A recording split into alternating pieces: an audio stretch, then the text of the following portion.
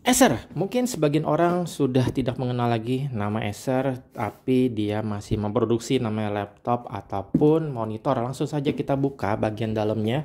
Dus-nya sangat simple seperti pada umumnya laptop-laptop diproduksi seperti ini di zamannya dulu. Acer cukup laku di kelas yang ekonomis ataupun yang sekarang masuk ke kelas yang lebih mid range, karena ya namanya pasti laptop ataupun brand-brand ini naik kelas. Ada brand lagi yang masuk di level bawah.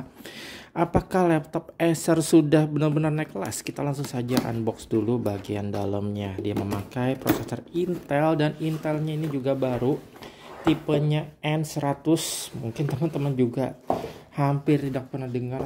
Kalau i3, i5, i7 mungkin pernah dengar, tapi kalau Intel seri N, ya sekarang memang penamaannya cukup unik. Untuk Pentium itu masuk N100, ada juga yang N tipe i3, N tipe i5. Wah, jadi nama-namanya memang semakin rumit. Oke, langsung saja kita masuk ke bagian bodinya dulu. Jadi untuk bodinya ini, entah kenapa modelnya ini cukup kenian, tapi masih memakai beberapa port yang sudah uzur. Misalnya ini masih memakai colokan pin untuk chargingnya. Di sini ada indikator status, tapi agak berjauhan. Kenapa tidak di sini? Nanti kita bakal cek apakah dia akan menyala. Di sini juga ada USB Type C.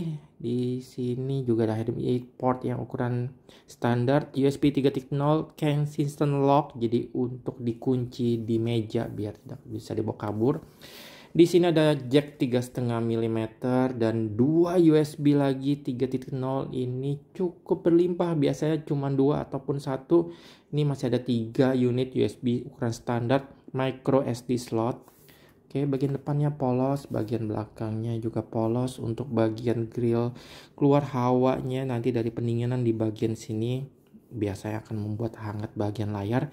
Berarti kipasnya di bagian sini, kipasnya di tengah sini untuk bagian NVMe-nya. Untuk bagian memori internalnya bisa diganti, namun untuk RAM sudah fix di solder, tidak bisa diganti-ganti. Untuk bagian speakernya stereo, nih bagian gripnya. Oke, standar lainnya tidak ada lagi. Di sini ada kartu garansi Acer. Jadi pastikan beli garansi resmi biar aman, nyaman. Jika ada kendala bisa gampang diklaim. Ini ada setup guide-nya. Oke, seperti ini, berbagai macam bahasa. Dan kita lihat untuk chargernya. Dan chargernya, oke, ini tahun 2024 memakai charger seperti tahun 90-an. Ini seperti adapter, mungkin adapter telepon wireless intercom atau yang, ya ini untuk adapter wifi mungkin. Chargernya seperti ini. Jadi apakah ini salah satu pengiritannya? Dan tidak tertulis sama Acer sama sekali. Wow, 36 watt colokan pin 2024 yang notabene semua orang sudah memakai USB Type C. Dia anti mainstream. Kita coba cek untuk charging. Pasti di awal harus charging dulu. Apakah ada list statusnya? Oh, ada, tapi sangat kecil sekali. Ya, warna merah seperti ini list statusnya. Oke, kita charge dulu, kita diamkan sebentar dan kita login ke bagian dalamnya nanti. Oke, sekitar 1 jaman di charge, kita lanjut ke bagian dalamnya. Ini dia, untuk layarnya dia Full HD 14 inch.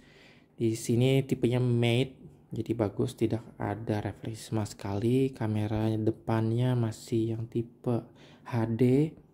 Dia sekitar 0,9 megapiksel. Di sini bisa kita buka tutup bagian kameranya untuk privacy.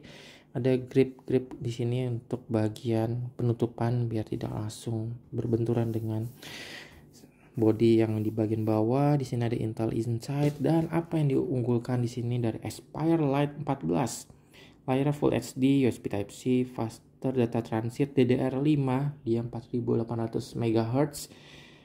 HDMI 1.4, dan di sini ada grills tapi bukan speaker. Jadi cukup unik. Kenapa ada grill seperti ini? Dan tombolnya chiclet dan cukup dalam dan bukan tipe spongy, dan ini tactile. Saya suka tombolnya.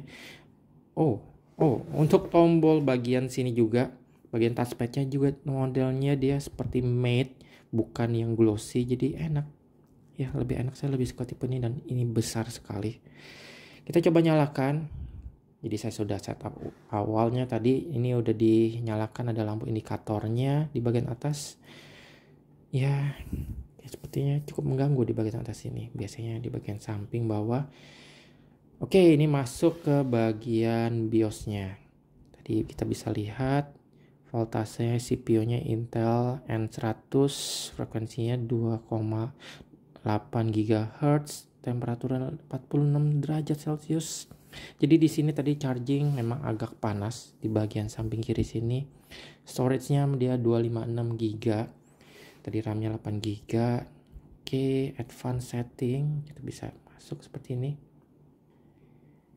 Kita bisa lihat bagian dalamnya untuk LCD, untuk bagian utamanya advanced security, boot dan exit. Kita exit without changing discard changes. Oke, jadi tampilan BIOS-nya juga menarik, bukan yang BIOS sangat flat ataupun yang apa adanya, masih ada animasi cukup bagus. Kita cek saat booting awal, seberapa cepat dia bisa booting di awal. Setelah tadi masuk ke BIOS-nya, dia akan restart lagi dari awal dengan logo Acer yang ini warna hijau. Di layar mungkin terang ya, seperti ini. Kita sudah masuk di bagian dalamnya.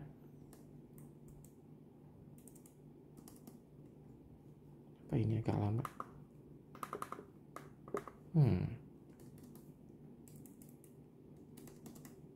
Ya, ini ada kendala.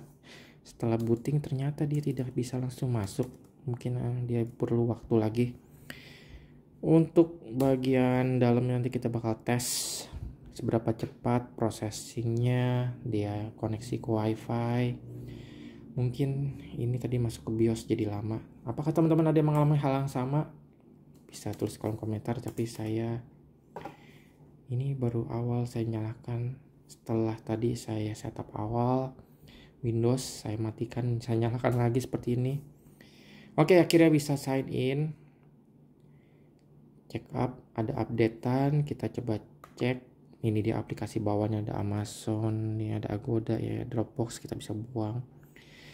Intel tipe N100 ini Pentium, mungkin menggantikan Pentium terakhir tipe apa? 5100 mungkin, atau tipe yang Gold. Saya tidak mengikuti, Pentium itu sangat banyak. Tapi seperti hanya berbeda nama, dia sampai 3,2 GHz tadi. RAM-nya terpakai sudah 4,6 walaupun tidak ada aplikasi yang berjalan. Dari 7,7, 61% udah kepakai. Jadi RAM 8 GB itu sudah sangat minimal. Jadi kalau teman-teman beli untuk pemakaian jangka panjang, cari RAM yang 16 GB, minimal 16 GB untuk pemakaian yang lancar. Untuk disknya di sini entah merek apa, di sini RS256 GB, tidak ada mereknya. Wi-Fi-nya Intel Wireless AC, tidak ada tulisan dual band, 160 MHz, ini sudah yang terbaru. GPU-nya dia share, dia setengah, tapi jika memori sudah terpakai banyak harusnya share-nya hanya sedikit. Untuk bagian layarnya kita coba paling terangkan. Oke, ini udah paling terang. Kita paling redupkan, redup ya. Oke, jadi redupnya seperti ini malam hari teman-teman. Tipe kalong pun bisa melihat dengan jernih, tapi untuk outdoor sepertinya masih kurang detail karena brightness-nya tidak terlalu tinggi. Viewing angle-nya oke. Walaupun tidak tertulis sepertinya belum IPS. Untuk bagian kamera kita tes. Untuk bagian kameranya kita cari di sini all apps. Kamera kita tes akses mikrofon, yes. Sekali kita tes suaranya, yes. Front facing kamera, kita klik foto, klik video, kita rekam suaranya seberapa detail. Jarak saya dengan handphone perekaman hampir 1 meter. Kita coba matikan, kita coba tes suaranya, kita nyalakan.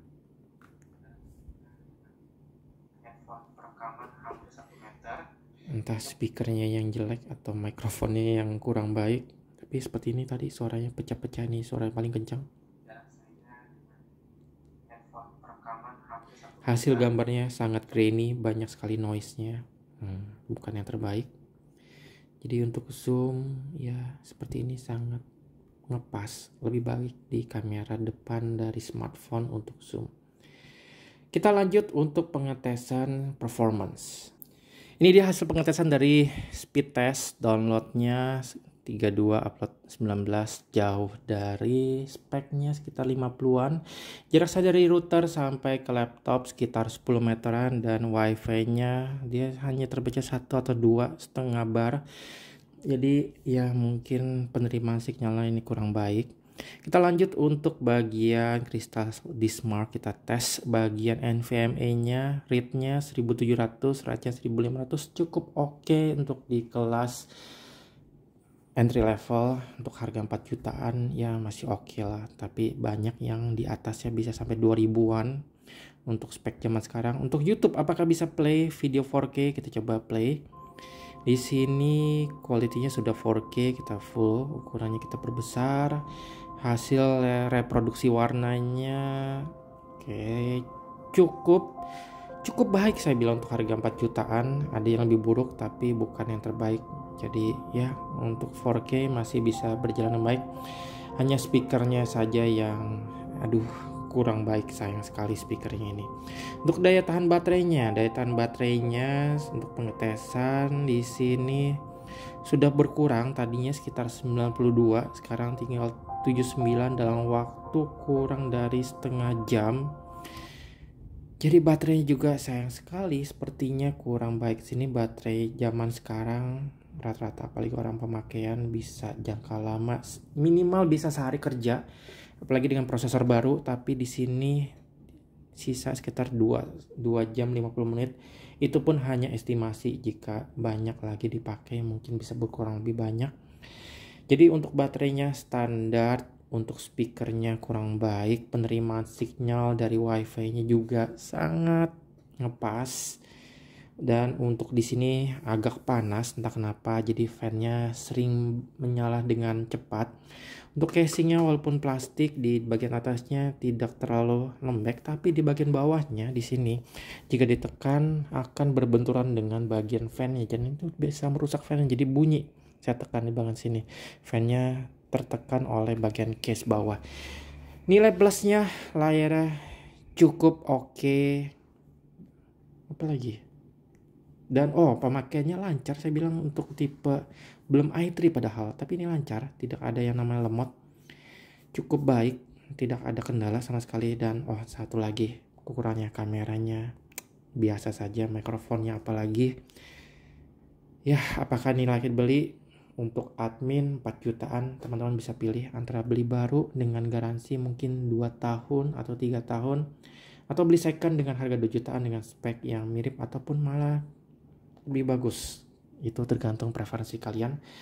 Untuk saya, apalagi mendapatkan charger yang seperti charger router yang ini mungkin harga di bawah $1, ini sangat tidak mesan dari Acer. Semoga untuk kedepannya semua sudah memakai USB Type-C. Oke, terima kasih telah menonton. Selalu bantu channel kalau mau likes, klik tombol subscribe, klik tombol lonceng, dan follow IG Facebook kami di Datang Jual Beli.